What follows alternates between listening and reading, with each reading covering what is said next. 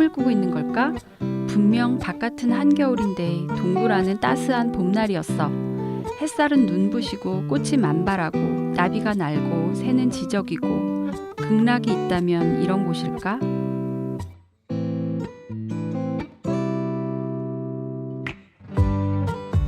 어른과 아이, 그 사이 어디쯤에서 고군분투하고 있을 우리들의 사춘기에 대해 책으로 이야기를 나누어 보는 우리가 사랑하는 사춘기 우사사 21번째 시간 지금부터 시작하겠습니다. 네, 오늘도 안녕하십니까? 우사사 냠냠쌤입니다. 오늘은 좀 특별한 날이에요. 우사사랑 이렇게 함께 해주실 새로운 멤버 두 분이 여기 와주셨거든요. 물론 박 사장님하고 쿠키님하고 차차님도 여전히 이제 계속 함께 해주실 텐데요. 우리가 일주일에 한 권씩 책을 읽고 생각하고 녹음하는 작업들이 이렇게 아주 쉬운 일정은 아니더라고요. 그래서 새로운 인재 두 분을 더 영입해서 조금 더 여유를 갖고 책을 읽을 수 있도록 두 팀이 번갈아 가면서 우사사를 함께 이어나가 보려고 합니다. 먼저 두 분 인사 부탁드릴게요. 한 분은 항아님, 한 분은 소금님입니다. 안녕하세요. 소금입니다. 안녕하세요. 새로 영입당한 인재 항아입니다. 네, 인재는 원래 영입당하는 거죠. 항아 이름이 너무 예쁜 것 같아요. 어디서 많이 들어보기도 했고. 항아는 제가 이제 닉네임을 쓸 일이 있을 때 간혹 사용했던 꽤 오래된 제 닉네임인데요. 중국 신화에 나오는 사람 이름이에요. 굉장히 아름다운 여인으로 알려져 있고요. 아름다우시죠? 중요하죠. 원래 원래 이제 천신이었는데 벌을 받아서 인간이 됐어요. 그래서 이제 다시 영원한 삶을 얻고 싶잖아요. 그래서 이제 그 남편이 항아를 위해서 서왕무한테 어렵게 불사약을 구해와요. 네. 그랬는데 이걸 둘이 나누어 먹으면 장생불사를 할 수 있고 한 사람이 혼자 먹으면 신선이 될 수 있다는 약이었어요. 근데 남편이 잠시 자리를 비운 사이에 항아가 그걸 혼자서 훔쳐먹고 약간 놀라잖아요. 그래서 훔쳐먹고 달아났어요. 달 속으로. 나쁜데요? 그래서 월궁 항아라고. 네, 맞아요. 그 항아예요. 그래서 이제 달에 올라가서 신선이 되었다고 알려져 있는데 더 고대 버전에서는 그 달에 올라가서 그냥 신선이 아니고 두꺼비가 되었다고 해요. 네. 그러니까 우리가 이제 달의 그 얼룩 무늬를 보고 뭐 토끼다 이렇게도 얘기하지만 이제 중국 고대에는 그걸 이제 두꺼비가 된 항아의 모습이라고 상상했거든요. 네. 그래서 이제 이 항아는 아름다운 신선인가? 선녀인가? 못생긴 두꺼비인가? 욕심꾸러기 나쁜 배신자인가? 뭐 이런 굉장히 다양한 얼굴을 가지고 있는 항아고요. 저는 요 항아의 이름을 약간 변형해서 아자를 나아자를 쓰고 있어요. 그러니까 항상 항자에 나아자. 네. 그럼 원래 항아의 이름을 따왔지만 이제 의미는 좀 다르게 사용하고 계시는군요. 항상 그 의미가 훨씬 멋진데요. 원래 항아 실망이에요. 그래요? 근데 중국 시인들이 굉장히 좋아하는 캐릭터예요. 그래요? 네. 근데 두꺼비가 됐다고 하니까 약간 너무 아름다운 선녀였는데 신선이 되면서 두꺼비가 됐다고 하니까 욕심부려서 벌 받은 느낌. 약간 그런 느낌이 드네요. 들고. 약간 옛날 이야기 듣는 아이의 입장에서는. 근데 시인들이 너무 좋아해서 그 중국 사람들이 너무 좋아해서 후대로 갈수록 그 두꺼비 됐다는 이야기가 좀 삭제되는 그런 캐릭터이기도 해요. 네. 그래요? 네. 재밌어요. 너무 얘기 재밌다. 항아라는 말을 들었을 때 예쁜 사람 그 이미지만 있었는데도 새로운 사실을 알게 돼가지고. 그러게요. 오늘 재밌다. 그렇죠? 재밌네요. 네. 소금님은 듣자마자는 빛과 소금 같아요. 전혀 아닙니다. 아니에요. 너무 바람직하잖아요. 설마 아니시죠? 아니고요. 아니 항아님 이렇게 멋있는 닉네임이면 어떡해요? 저는 싱거운 음식을 좋아합니다. 그래서 소금인데요. 네. 뭐라고요?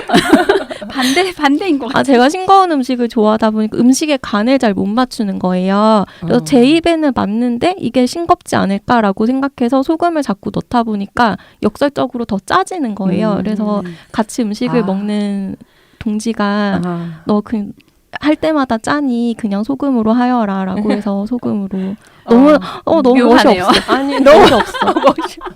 아니 항아 이렇게 멋있는 그냥, 이름이었는데. 네, 소금님은 그냥 요리 못하는 분이신 걸로. 네, 여기까지 우리 항아님하고 소금님 너무 흔쾌히 이렇게 함께 해주신다 그래가지고 너무 고맙고 감사한 마음으로 오늘 책 이야기 시작할 수 있을 것 같아요.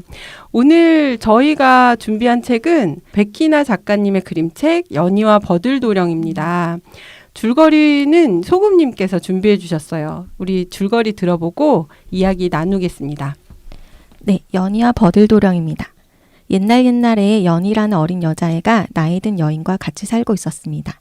나이든 여인은 어린 연희에게 일을 아주 많이 시켰지만 연희는 묵묵히 일을 했습니다. 어느 추운 겨울날 나이든 여인은 어린 연희에게 상추를 뜯어오라고 했습니다. 이번에도 연희는 묵묵히 차가운 눈밭을 헤매며 상추를 찾았습니다. 하지만 추운 겨울날 파랗게 싱싱한 상추가 있을 리 없었죠. 상추를 찾다가 해가 저물고 춥고 배고픈 연희는 쉴 곳을 찾아 헤매었습니다. 그때 커다란 나무 밑에 작은 굴이 있었어요. 좁은 굴은 좁은 길로 이어지고 좁은 길의 끝에는 작은 돌문이 있었습니다. 연희는 있는 힘껏 그 무거운 돌문을 열었습니다. 놀랍게도 돌문 안은 따스한 봄날, 눈부신 햇살과 만발한 꽃, 나비가 날고 새가 쥐저기는 풍경 속에 이쁘게 생긴 도령이 있었습니다.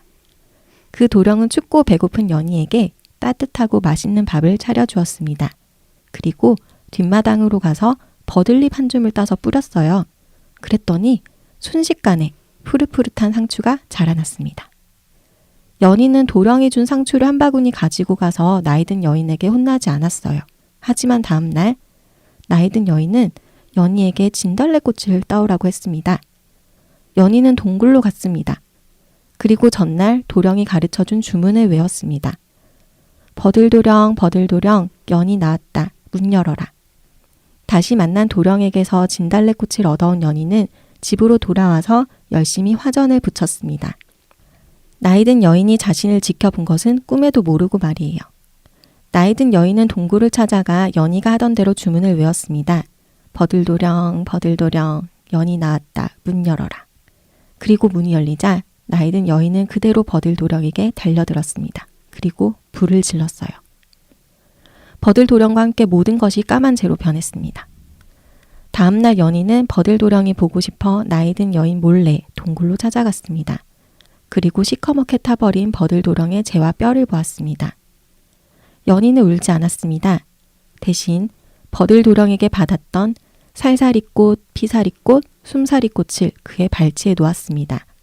꽃을 놓을 때마다 버들도령의 뼈 위에 살이 붙고 그의 온몸에 피가 돌고 숨을 쉬었습니다.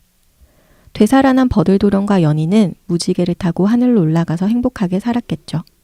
나이든 여인은 외롭게 혼자 죽었습니다. 너무 이야기 집중해서 들었어요. 이렇게 이야기 있잖아요. 우리 애들, 그러니까 우리 CD 같은 데서 이야기 나오는 걸 이렇게 듣고 있는 것 같아요. 너무 재밌게 얘기해 주셨어요.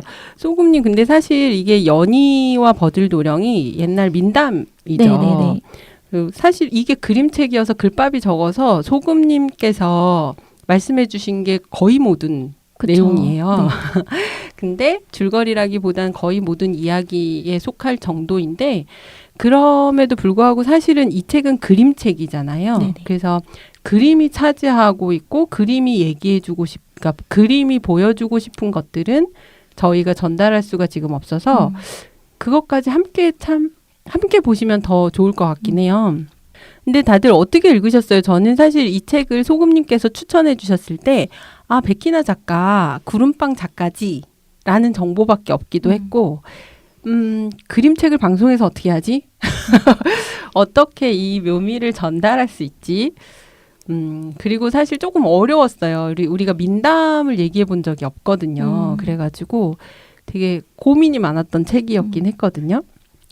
저는 전래동화를 원래 되게 좋아해요. 그 전래동화 속에 나오는 캐릭터들의 어떤 선한 모습들? 그런 모습들과 인생을 살아가면서 겪는 어려움을 대처하는 자세 이런 것들을 되게 좋아하는데 그 연희와 버들도령도 그런 모습이 잘 나타나서 되게 이번에도 행복하게 읽었던 작품이고 말씀하신 대로 그림책이다 보니까 그림이 차지하고 그림이 주는 감동이 훨씬 큰데 그거를 이제 저희 소리방송에선 전달할 수 없는 점이 너무 아쉬워서 그래서 이 책을 꼭 읽어보시라고 말씀드리고 싶어요. 우리 이제 이 책에 대해서 하나씩 이야기를 나누어 볼게요. 이제 전체적으로 책이 그림책이다 보니까 말씀하신 부분에서의 의의도 있고 그 빈 공간들, 그러니까 이 책 자체가 또 편집을 왼쪽에 그림 주로 놓고 그다음에 이제 그 백희나 작가 특유의 그 닭종이 인형, 그다음에 실제의 풍경을 약간 흐릿하게 블러 처리한 듯한 그 실사 배경 이렇게 놓여진 어떤 그런 그림이 있고 오른쪽에 이제 한두 줄 정도의 이야기가 하얀 백지 위에 글자가 써 있어요. 그래서 어쩌면 그 빈 공간을 계속해서 생각하게 만드는 책인 것 같기도 하거든요. 그래서 이제 이 책에 대해서 전체 이제 상징하는 바를 같이 이야기 나누기 전에 책의 내용에 대해서도 같이 먼저 짚어보면 재밌을 것 같아요. 이게 이제 민담은 구전으로 내려오잖아요. 그러다 보니까 내용이 조금씩 다르죠. 우리가 뭐 전래동화 옛날 이야기 책 사서 보면 출판사마다 조금씩 내용이 달라지는데 이 책에서는 제일 먼저 제가 의아하게 생각한 게 나이든 여인이었어요. 맞아요. 그쵸? 예. 나이든 여인이라는 표현, 그러니까 이 연희라는 아이가 연희가 같이 살고 있는 나이든 여인. 예전에는 계모였죠. 맞아요. 원래 민담에서는 아빠가 있지만 우리 전래동화에서 아빠가 뭐 거의 있다 없다시피 하는 것처럼 아빠의 역할은 거의 없고 계모가 연희를 구박하는 내용으로 시작을 하는데 여기는 나이든 여인이어서 되게 놀랐거든요. 근데 작가님 인터뷰를 보니까 일부러 그렇게 하셨더라고요. 요새는 이제 아무래도 이렇게 이혼 가정도 많고 재혼 가정도 많고 좋은 계모도 얼마든지 많은데 그런 계모에 대한 편견을 심어주는 게 안 좋다고 생각하신 것 같아서 또 섬세한 배려가 느껴지는 부분이었어요. 저는 그 부분이 굉장히 당황스러웠어요. 이게 대표적인 사실 계모형 설화에 들어가는 유형의 이야기거든요. 근데 아마 이제 뭐 이런 걸 보통 우리가 이제 정치적 올바름이라고 하잖아요. 그러니까 그런 걸 고려해서 바꿨을 것이다라는 걸 너무 알겠어요. 의도를. 근데 피하려고 하신 문제가 무엇인지는 너무 알겠으나 나이든 여인으로 바꿨기 때문에 획득하게 된 새로운 의미는 뭘까? 그걸 잘 알 수가 없다는 게 제가 좀 당황스러워.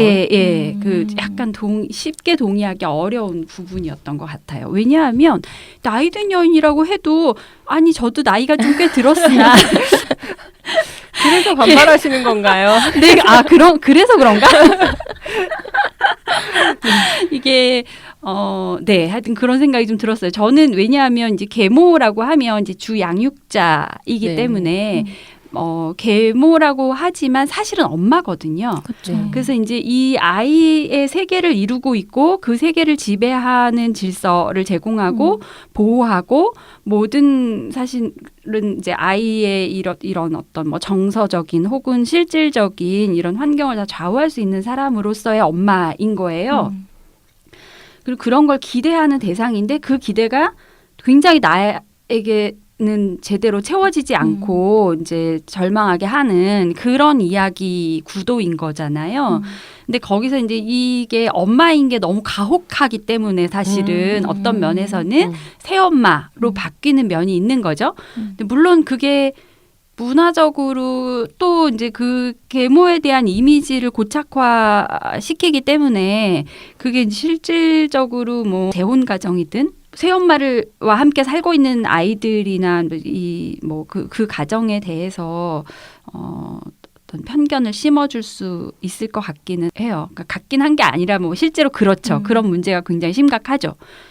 그렇다고 해서 이걸 나이든 여인으로 바꾸면 굉장히 따뜻하고 새로운 어떤 의미를 얻을 수 있나? 그건 잘 모르겠다. 이런 생각이 좀 들어요. 저는 약간 여기 나이 든 여인은 그럼 고용주인가? 이 그림을 보시면 굉장히 그러니까 높은 곳에서 내려다보고 있어요. 위압적이죠. 네, 그리고 일을 시키잖아요. 네. 그래서 이거는 새로운 현대 사회에서의 가령 내가 연희가 알바를 가는 곳의 사장님인가? 이런 생각을 하게 해요. 맞아요. 말씀하신 대로 그 계모의 그러니까 새엄마에 대한 편견이나 이런 것들에 대한 우려가 있으셨을 수도 있고 뭐 작가분의 생각을 저희가 정확히 알 수는 없지만 아니면 어떤 새로운 의미를 획득하게 하고 싶으셨을 수도 있을 것 같아요. 어쨌든 기존의 계모라고 나왔던 부분이 나이든 여인으로 대체가 되면서 그 부분이 이 이야기를 알고 있는 사람들한테는 굉장히 처음에 낯설고 당황스럽게 다가오고 저는 그 말씀하신 것 중에 왜 이 나이든 여인이라고 말하는 게 저한테 어색했나를 생각해 보니까 말씀을 듣고 보니까 우리가 그 계모라고 했을 때 어머니에게 기대하는 바가 깨지는 그 상황을 표현하기에 좋은 그런 어떤 스토리였는데 나이든 여인이라고 하니까 사실은 이 나이든 여인은 연희한테 잘해줄 필요는 없는 사람일 수도 있는 거죠. 그러니까 그게 그러니까 이야기의 개연성 자체를 조금 무너뜨리게 됨으로써 이야기에 대해서 약간 제가 낯설게 느껴졌던 부분인 것 같아요. 그래서 말씀하신 것도 너무 이해가 되고 아니면 또 이제 어쩌면 지금처럼 논란이 되길 원하셨을 수도 있겠죠. 작가분께서. 그래서 말씀하신 것처럼 이 나이든 여인은 뭐 기성세대라든지 아니면은 지금 현재 권력관계에 놓인 누군가로 의미가 그냥 확장되기를 의도적으로 원하셨을 수도 있을 것 같긴 해요. 그래서 우리가 이게 이제 다시 읽어보니 굉장히 어려움에 처한, 그러니까 어려움을 마주해야 되는 그런 상황에 대입이 되잖아요. 이 연희의 처지가. 그때의 어려움이 단순히 가정에서의 보호를 넘어서서 무엇인가로 나아가게 하려는 어떤 의도가 있으셨던 건지 아닌지는 모르겠지만 그렇게는 되겠구나라는 생각이 들긴 했어요. 항아님이 말씀하셨던 부분 중에서 양육자라는 표현이 되게 와닿네요. 그러니까 원래 민담에서는 양육자와 자녀의 관계에서 자녀가 양육자의 어떤 세계의 폭력을 이겨내는 그런 스토리로 갈 수 있는데 저도 이제 이 책 자체로만 봤을 때는 나이든 여인이랑 연희랑 왜 같이 살고 있는지가 좀 설명이 없잖아요. 맞아요. 네. 그러니까 차라리 뭐 연희를 주워와서 뭐 기르고 있다든지 그래도 네. 약간의 서사가 좀 새엄마죠.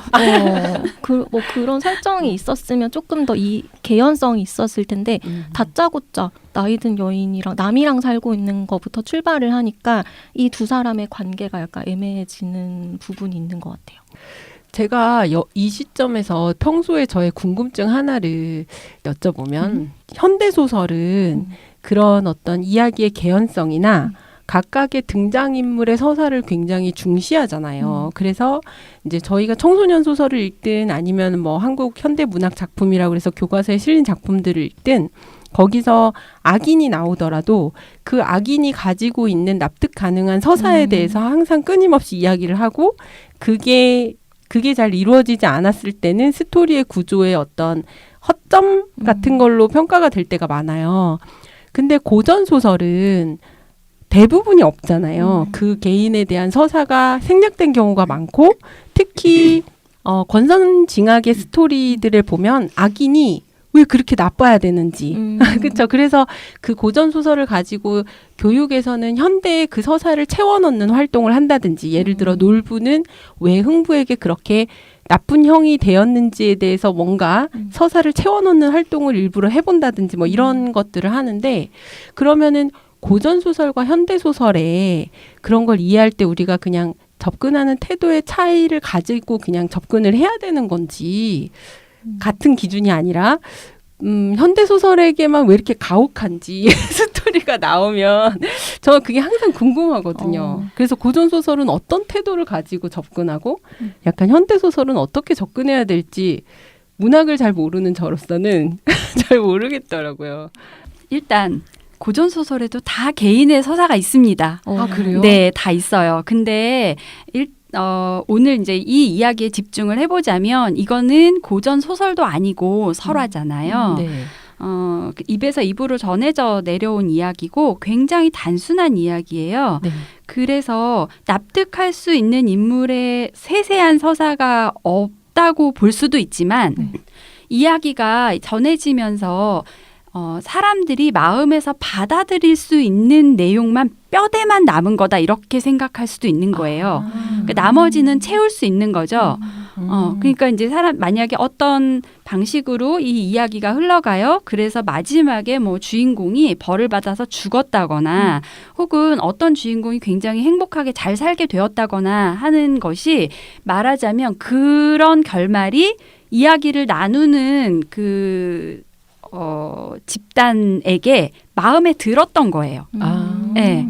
그리고 마음에 안 들잖아요. 이게 너무 불쌍한데 왜 이 사람이 죽지? 이런 생각이 들면 그 다음에 이야기를 전할 때 바꿔요. 네, 바꿔서 어떤 방식으로든 살려줘요. 근데 그게 설득력이 없잖아요. 그럼 그 이야기는 많이 안 퍼져요. 그러니까 그런 방식으로 굉장히 오랜 시간 동안 살아남아서 뼈대만 남아있는 거기 때문에 이 설화의 특징은 뭐랄까 어떤 한 시대의 뭐 이념이랄지 뭐 그 이데올로기라고 보통 우리가 부를 수 있는 그런 것들을 굉장히 오랜 시간 견디고 살아남은 거예요. 그래서 이제 우리가 뭐 조선시대에 뭐 여성이 어땠으니까 이런 이야기가 됐겠지 이렇게 쉽게 얘기할 수도 없는 그러니까 사실은 그 이전 얼마나 오랫동안 이 이야기가 왔는지 알 수 없는 그런 거거든요. 그래서 이제 이 이야기는 많은 사람들이 마음에서 받아들이거나 혹은 바랬거나 이런 것들이 이제 결정체로 남은 거다. 그리고 그 약간씩의 변이형이 있는 거는 이제 그 바람들이 좀 다른 거죠. 기대치나 마음에 드는 정도나 이게 달라서 여러 변이형이 있는 거다. 그러니까 말하자면 이 지금 연희와 버들도령 이 그림책은 현대적인 새로운 이본이에요. 그러니까 이 작가가 볼 때 이 화자죠. 말하자면 이 이야기를 들려주는 사람이 이 시대에 살다 보니 새엄마가 이렇게 했다는 게 마음에 안 드는 거예요. 그래서 그 말을 바꾼 거예요. 거기에 굉장히 많은 서사와 이유 뭐 이런 것들이 다 들어있는 거죠. 제가 진짜 인재영입을 잘하는 것 같아요. 너무 뿌듯하네요. 이렇게 듣고 있는데 강의 듣는 느낌이고. 네.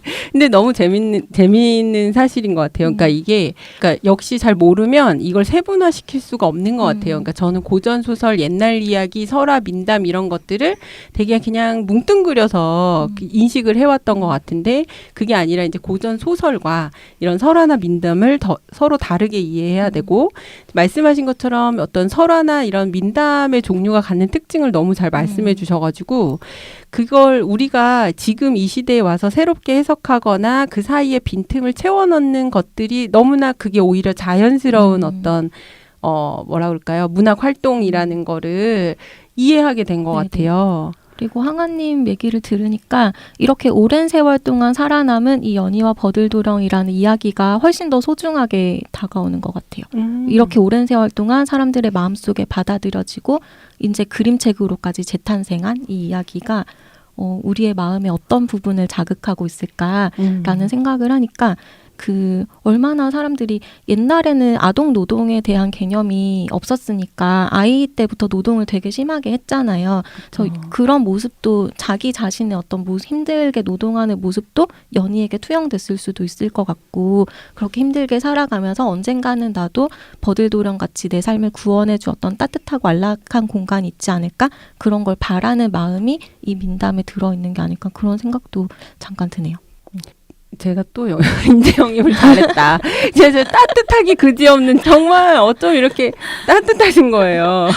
버들도령이 살고 있는 세상에 사시는 그런 느낌으로 말씀해 주셨는데 목소리부터 따뜻해요. 목소리부터 표정도 보여드리고 싶어요.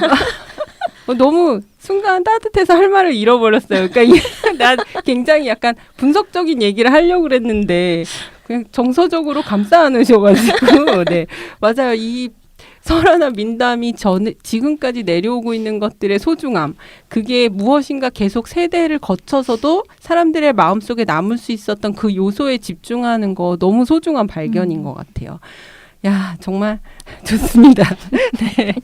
그래서 우리 이제 다음 이야기 또 넘어가면 또 하나는 이제 이야기의 내용 속으로 좀 들어가면 저 요런 부분은 또 어떻게 해석을 하셨는지 궁금했는데 이제 연희가 버들도령을 만나죠. 근데 버들도령은 누굴까요?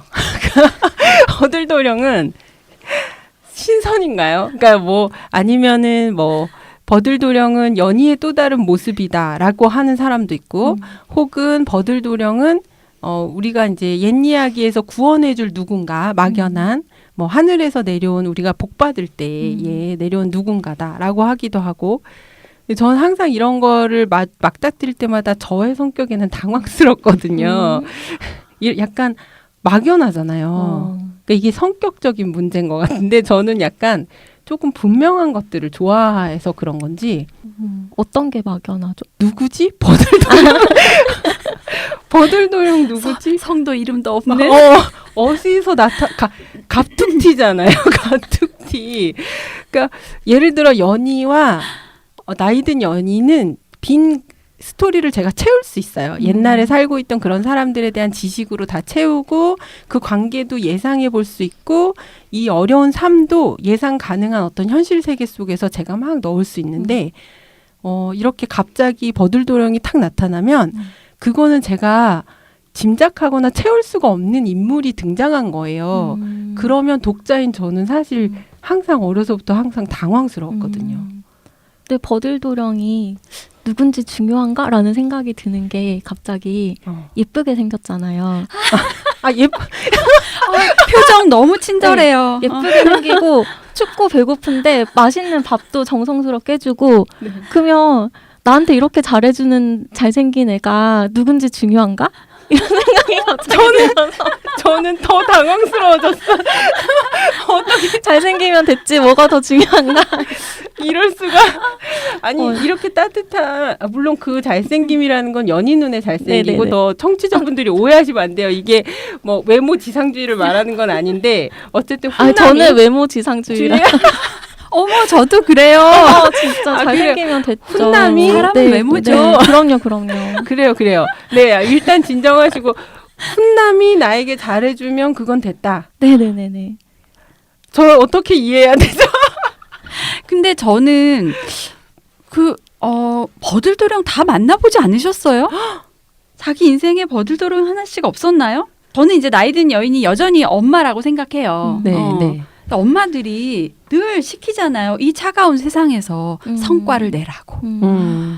그죠? 근데 그게 딱히 계모가 아니어도 모든 엄마들이 그럼요. 사실은 다 이렇게 하죠. 자, 나무를 해와. 물을 길어와.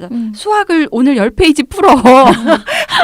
그쵸. 숙제를 해. 이렇게 하죠. 네. 근데 이게 사실은 뭐 엄마들이 생각할 때는 너를 위해서 그렇게 할지 모르지만 사실 아이가 볼 때에는 자기 먹으려고 상추 따오라고 하는 거랑 똑같을 수도 있거든요. 내가 절대 지금 어디 가서 상추를 구할 수 없는데 지금 따오라는 거잖아요. 그쵸. 수학 문제 너무 어려운데 그러니까요. 10페이지 풀어야 되는 거랑 똑같다는 그러니까요. 거죠. 그 똑같잖아요. 그렇게 하는 세상인데 어느 날 친구를 만난 거예요. 네. 친구를 발견하는 시기가 사춘기잖아요, 우리가. 그러니까 이게 어느 날 갑자기 나타나는 거 맞아요. 근데 그 세계는 너무 따뜻하고 너무 즐겁고 행복하고 자기를 나에게 이해해줘. 달콤한 그 세계인 거예요. 엄마가 볼 때는 싫죠. 그래서 여기서 맞아요. 동굴로 들어가는 거를 뒤에서 몰래 지켜보고 있는 그 엄마 표정이 있거든요. 맞아요. 그 나이든 여인의 표정이 너무 인상적인데 맞아요. 순간 말씀하시니까 그래서 그 엄마가 뭐라고 말하냐면 네가 감히 우리 연희를 꿰어내? 맞아, 이렇게 맞아. 말하거든요. 너무 소름 끼치게 와닿았어요. 이제 모든 게 이해가 되잖아요. 네네. 저는 역시 진짜 너무 옛날 이야기 이해 능력이 떨어지는 것 같아요. 근데 너무 이해가 됐어. 그렇군요. 우리 아이 학원 가는데 네가 네가 들어봤어요, 저도. 그쵸? 네가 PC방 가자고 했어? 이렇게 되는 거죠. 그렇군요. 그러면 마지막에 버들도령하고 무지개를 건너가요.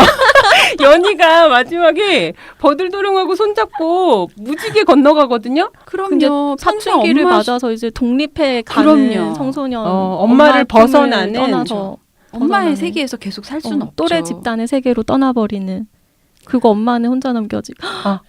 그래서 너무 슬픈데 갑자기 너무 슬퍼졌어요. 여기서 마지막에 나이든 여인은 나이 들어 죽었어 이렇게 나오잖아요. 저희 그걸로 이해하니까 쓸쓸한 부모님의 세상과. 아, 그래서 저는 이렇게 나이 들어서 혼자 죽지 않으려면 불을 지르면 안 돼요. 그쵸. 버들도령의 맞아요. 버들도령의 세계에. 집에 불을 지르면 안 되죠. 그렇군요. 네, 이제 완벽히 이해했어. 연희와 버들도령을. 제가 진짜 막 이거 준비하면서 되게 궁금했거든요. 근데 와, 소름 끼치게 이해했어요. 아, 재밌네요. 네. 저는 무지개 다리 건넜어. 죽은 건가? 무지개 다리 건넜어. 연희 죽은 거 아니야? 너무 슬픈 거 아니야? 막 이랬는데 네, 위로도 되고 이해도 됐습니다. 네, 물론 저희와 똑같이 이걸 해석하지 않는 분들 많으시고 맞아요. 그럴 수 있어요. 이건 이제 하나의 참고 방송이라는 점 말씀드리고요. 네. 이게 배우자일 수도 있죠. 그쵸. 배우자일 네. 수 있죠. 사랑이라는 게 얼마나 달콤한지.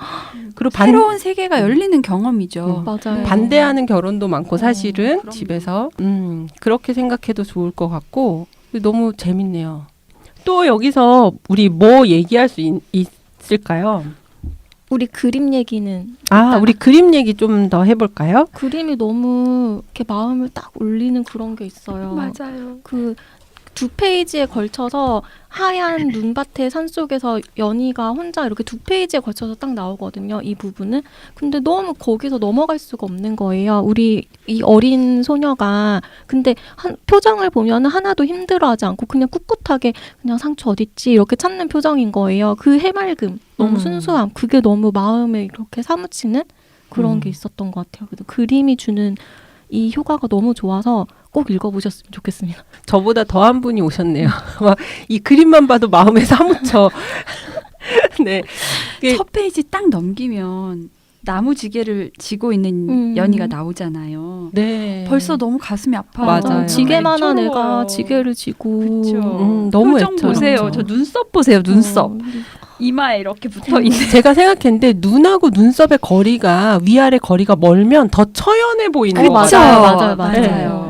네. 그래서 이 인형의 표정을 사실은 마지막에 접어두고 싶은 페이지에 저는 그림을 접어왔거든요. 그래서 그림 이야기를 그때 말씀드리려고 했는데 그거 먼저 말씀드려도 될 것 같고 지금 소금님이 말씀해 주신 것 중에 그림이 페이지를 차지하고 있는 부분이 있어요. 근데 어떤 그림은 그 페이지에서 한 반 정도, 어떤 그림은 그냥 이제 테두리만 남기고, 어떤 그림은 테두리도 없이 전체 혹은 두 페이지 가득 그런 것들이 이렇게 주는 느낌이 다르거든요. 그래서 그런 거 같이 생각해 보시면 좋은데 말씀하신 대로 하얀 눈밭에서 상추를 캐겠다고 나온 연희가 하얀 눈밭에 있는 장면은 테두리도 없고 완벽히 두 페이지가 가득 찬 화면이에요. 그러니까 정말 막막한 느낌이 들죠. 전체적으로 이 그림이. 그리고 이제 제가 접어온 페이지는 여기는 근데 이 책이 쪽수가 없어요. 그래서 몇 쪽이라고 말씀드릴 수는 없지만 설명을 해드리면 연희의 얼굴이 클로즈업 된 부분과 연희와 이제 버들도령 얼굴이 클로즈업 된 그림이 있어요. 근데 두 개의 크기가 똑같고 얼굴 표정만 나와 있는 부분이거든요. 그 두 개를 같이 보시는 재미가 있을 것 같아서 제가 요거를 접어왔는데 연희가 좁은 굴로 들어가서 돌문을 열고 안으로 들어갈 때 그때 연희 얼굴이에요. 그 얼굴을 보면은 불안, 놀람, 두려움, 가련함 이런 표정이 한꺼번에 느껴지는 그런 얼굴이 딱 클로즈업 돼 있어요. 근데 뒤쪽에 이제 그 버들도령이 다음번에는 힘들게 돌문을 열지 말고 이렇게 말하세요. 버들도령, 버들도령, 연희 나왔다. 문 열어라. 그러면 내가 문을 열어줄게요. 라고 말하는 그 페이지에서의 버들도령 얼굴이 같은 크기로 나와 있는데 이때의 버들도령 얼굴은 굉장히 편안하고 안심이 돼요. 그래서 둘이 굉장히 닮은 얼굴인데 눈, 코, 입이 굉장히 닮은 얼굴인데 표정이 너무나 다른 거예요. 그래가지고 요 두 개를 같이 보시면 너무 재밌겠다 싶어서 제가 접어왔거든요.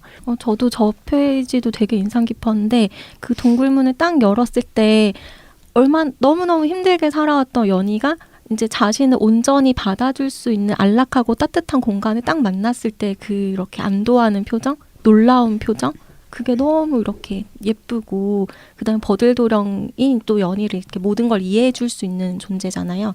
그래서 그런 존재가 딱 그 나를 바라볼 때, 그러니까 독자를 향해서 이렇게 나는 너를 이해한다, 나는 너를 받아주겠다라는 표정이잖아요. 그런 게 되게 목이 메이네요. 목이 메. 이 지점에 목까지 메이시는군요. 이 지점에서도 목이 메이시는군요. 저 되게 위로받았어요. 제가 맨날 그 전에는 저 혼자 목이 메였거든요. 근데 너무 반갑습니다. 여기서 제가 꿋꿋하게 목에 안 메인 트인 목을 가지고 있어야 되는 건가요? 저도 이 페이지에 도령 표정 이렇게 느낌표를 써가지고 왔고 포스트잇을 붙여왔어요. 근데 버들도령은 원래 이런 표정이었을까? 여기 얼굴이 처음 나오나? 그렇게 생각했어요. 근데 앞에 보니까 연희를 맞이할 때 이 버들도령도 나와요. 네. 근데 그때 버들도령도 별로 표정이 없고 이 얼굴하고는 달라요. 그래서 저는 어떤 생각을 했냐면 연희는 이렇게 힘들게 살다가 이렇게 따뜻한 세상으로 들어왔는데 버들도령의 세계는 원래부터 완전해서 다 품어줄 수 있는 세계였을까? 아닐 수도 있겠다. 네, 버들도령도 외로웠을 네. 거예요. 네. 그리고 나중에 나이 든 여인이 와서 다 불질렀을 때 정말 허망하게 다 불타서 없어지잖아요. 그러니까 굉장히 연약한 세계이기도 한 것 같고. 그러니까 이 표정은 버들도령이 가지고 있는 표정이어서 연희를 품어주는 버들도령이라기보다 연희와 함께 시간을 보낸 다음에 이제 친구가 생긴 뒤에 버들도령이 갖게 된 표정인 것 같아요. 아마 연희의 얼굴을 보여주면 연희도 비슷하지 않을까? 이런 생각이 들었어요. 그 지점에서 그 연희하고 버들도령을 같은 인물로 보는 해석도 있잖아요. 그러니까 연희의 내면에 그래서 어쩌면 그러니까 우리가 이게 그 자신에게 힘을 주거나 위로가 되거나 그런 것들이 내면에 그 힘이 있다라고 저는 이제 믿거든요. 그래서 그게 외부에 정말 좋은 친구 혹은 사랑하는 사람으로부터 받을 수 있는 그런 사랑도 있지만 내 내면에 지금 현재 나에게 닥친 어떤 힘겨움을 깨치고 나올 수 있는 힘이 누구나에게나 있다라고 믿고 싶고 믿고 있는데, 그렇게 본다면 이 내면에 있는 자기 자신을 이렇게 발견해내고 이제 버들도령과 같은 그런 모습을 발견해내고, 그게 이제 나이든 여인에 의해서 불타서 없어질 만큼 그렇게 연약하고 힘들어도 다시 재생시키잖아요.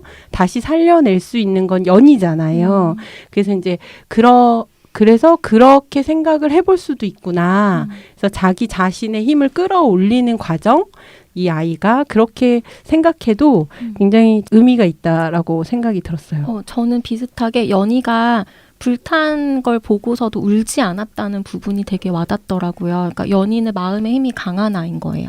그래서 울지 않고 당황하지 않고 오히려 그 소설의 이야기의 표현을 보면은 자기가 줄 수 있는 소중한 게 뭐가 있을까를 오히려 생각하는 부분이 있어서 말씀하신 대로 마음의 힘이 강하다 이런 게 좀 와닿았던 것 같아요. 그리고 나서 사실은 그 버들도령이 살아났을 때 울음이 터지잖아요. 근데 그 부분 되게 울컥하죠.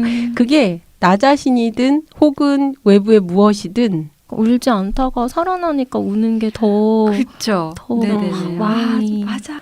그래서 이렇게 이 시점이야. 맞아. 맞아요. 이런 느낌. 맞아요. 타이밍 정말 맞아요. 네, 그 타이밍이 한 박자 딱 뒤로 감으로써 이 이야기가 주는 감동이 완전 달라지는 것 같아요. 맞아요. 네, 그러면 저희 이제 마지막으로 접어두고 싶은 페이지 있으세요? 이미 패를 깠어요. 아까 저는 버들도령 아까 냠냠쌤께서 읽어주신 그 페이지하고 그림 세트를 뽑아왔어요.